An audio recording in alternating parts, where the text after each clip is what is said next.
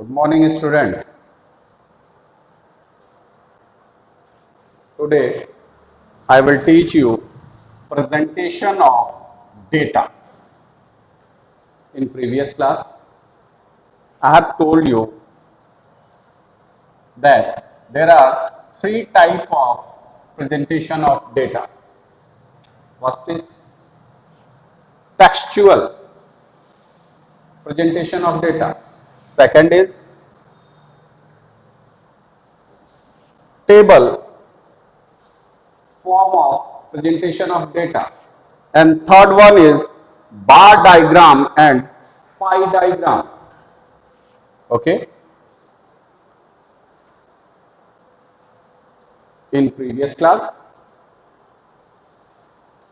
I have told you textual form of presentation of data and table form of presentation of data. Today, I would like to tell you third form, bar diagrams and pie diagrams. What is bar diagrams? Here is definition.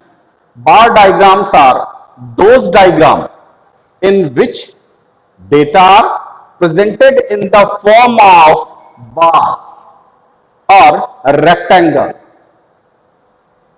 Means bar diagram वो diagram होता है जिसे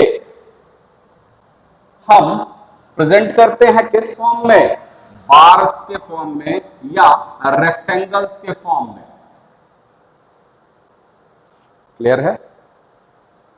तो ये bars या rectangle क्या होता है? सिंपल है. ये जो फिगर होता है इसे हम रेक्टेंगल कहते हैं. क्लियर है? तो बार डायग्राम को हम किस में प्रेजेंट करते हैं? रेक्टेंगल फॉर्म में. इसी को बार्स भी कहते हैं. क्लियर है? Now come on feature of bars.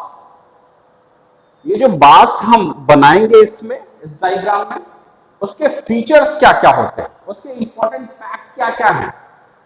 तो पहला, the length or height of the bars differs according to different value of the variable. Clear? That is, length may be more or less, but breadth remain the same.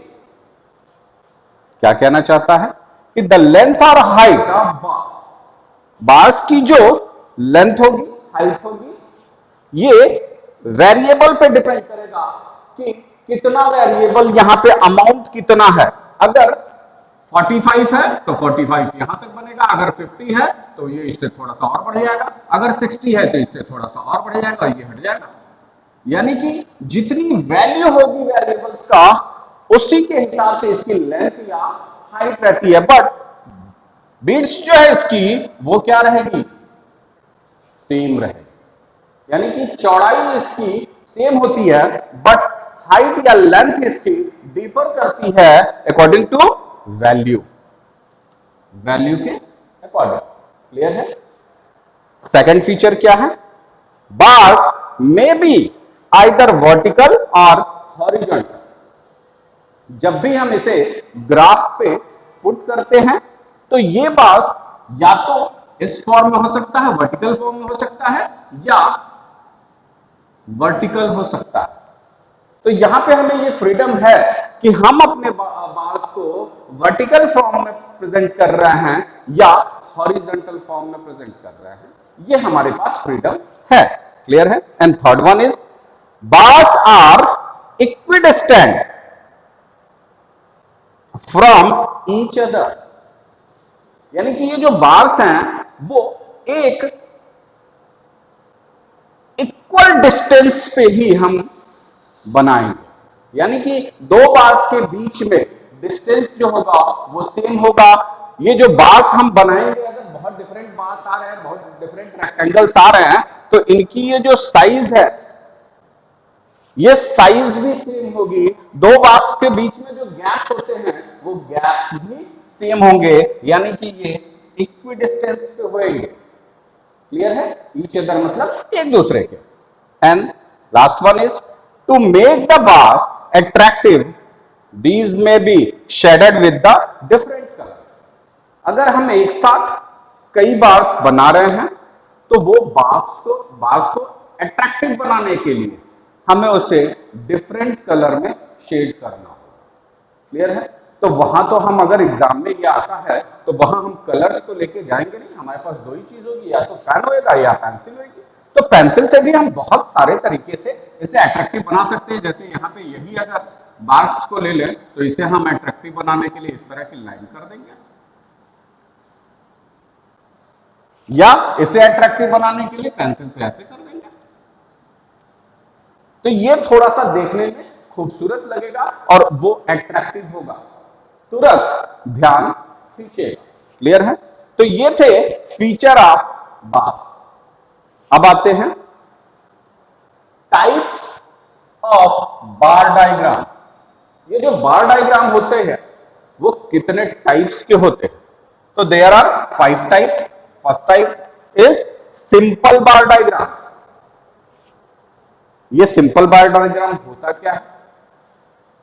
तो वो मैं आपको अभी एक example देके बताऊंगा कि ऐसा बार डायग्राम जिसमें सिर्फ एक ही डेटा दिया हो और उस एक डेटा को हमें बार के थ्रू प्रेजेंट करना हो, तो जहां पर सिंगल डेटा हो उसे सिंपल बार डायग्राम बोलते हैं।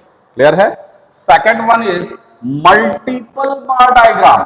मल्टीपल बार डायग्राम का मतलब क्या हुआ कि जहां पर हमारे पास दो डेटा हो वहां पर हम मल्टीपल बार डायग्राम प्रेजेंट करेंगे। जैसे एक क्लास में बॉयज हैं और गर्ल्स हैं, बॉयज की एवरेज हाइट इतनी है और गर्ल्स की एवरेज हाइट इतनी है, तो यहां पर हमें एक डायग्राम ये बनाना होगा और दूसरा उसके बगल में ये गर्ल्स को शो करेगा और ये बॉयज को शो करेगा। यानी कि एक ही साथ एक ही ग्राफ पे अगर हम दो डायग्राम को बनाते हैं, दो बार डायग्राम बनाते हैं, तो वो मल्टीपल बार डायग्राम होता है। इससे और आगे मैं एग्जांपल से आपको एलाबोरेट करूंगा। थर्ड वन इज सब डिवाइडेड बार डायग्राम और या डिफरेंशिएट बार डायग्राम। क्लियर है? सब डिवाइडेड बार डायग्राम क्या होता है? तो इसे भी मैं आगे एग्जांपल से आपको एलाबोरेट करूंगा। यहां पर बस यही जाना जा सकता है कि डिफरेंशिएट कर रहा है दो चीजों के बीच में। जब हम डिफरेंशिएट किसी चीज को करेंगे तो उन्हें एक साथ ग्राफ पे जब हम पुट आउट करेंगे तो वहां पर हमें डिफरेंस दिखेगा। क्लियर है? कैसे दिखेगा नेक्स्ट में हम आपको एग्जांपल लेके बताएंगे। And third one is percentage bar diagram.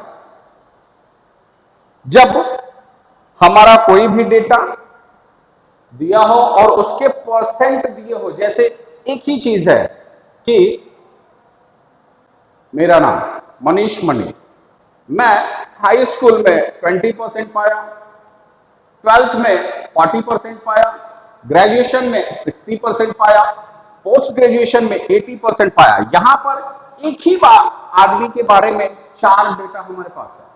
तो जब इस 4 डेटा को हम ग्राफ पे पुट करेंगे तो यहां पर ये 20% हो गया, ये 30% हो गया, इससे थोड़ा सा बड़ा, ये 60% हो गया, इससे बड़ा, और ये 80%। तो हम इसे परसेंटेज में जब हम इस बार को शो करते हैं, कैसे करते हैं ये आगे और एग्जांपल से मैं एलैबोरेट करूंगा। यहां पे सिर्फ आपको उसका एक आउटलुक देगा।